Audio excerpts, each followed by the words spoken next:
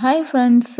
சினியை பற்றின அப்டேட்ஸ் தெரிஞ்சுக்கிறதுக்கு cine tax டைரியை subscribe பண்ணிக்கோங்க. நிவேதா பெத்ராஜ் எனக்கு கூடி சீக்கிரமாகவே மேரேஜ் ஆக போகுதுன்னு சொல்லிட்டு தன்னோட வருங்கால கணவர் கூட இருக்க மாதிரியான பிக்சர்ஸை ஷேர் பண்ணி எல்லாத்துக்குமே ஒரு ஷாக்கிங்கான சர்ப்ரைஸை கொடுத்துருக்காங்க. அது மட்டும் இல்லாமல் மேரேஜ் எங்கே எப்போ நடக்க போகுது அப்படின்றதையும் பல அப்டேட்ஸை கொடுத்துருக்காங்க.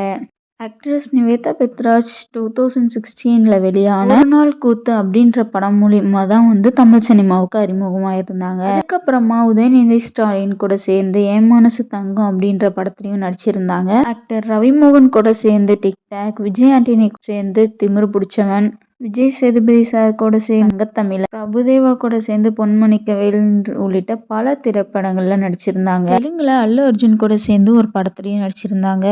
அது மட்டும் இல்லாமல் டோலிவுட் படங்கள்லையுமே வெப் சீரிஸ்லையும் நடிச்சிட்டு தான் இருக்காங்க.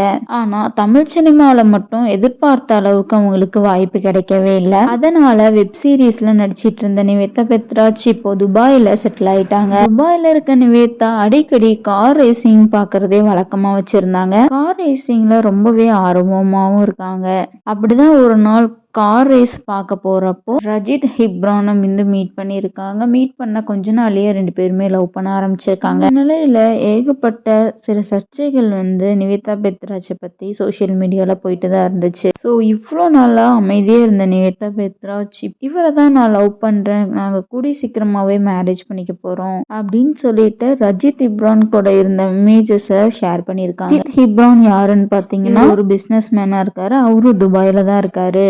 மேலும் இவர் ஒரு ஆர்டிஸ்ட் அப்படின்ற ஒரு அப்டேட் கிடைச்சிருக்கு. மேலும் நிவேதா பெத்ராஜ்க்கு இப்போ 34 வயசு ஆகுது. இவங்களை பத்தின நிறைய சர்ச்சைகள் ரீசெண்டா வந்ததுக்கு அப்புறமா இவங்களோட மேரேஜ்க்கான அப்டேட்டை கொடுத்துருக்காங்க. எல்லாத்துக்குமே முற்றுப்புள்ளி வச்சிருக்காங்க. இதை பார்த்த நிறைய பேர் நிவேதா பெத்ராஜுக்கு வாழ்த்துக்கள் சொல்லிட்டு வராங்க.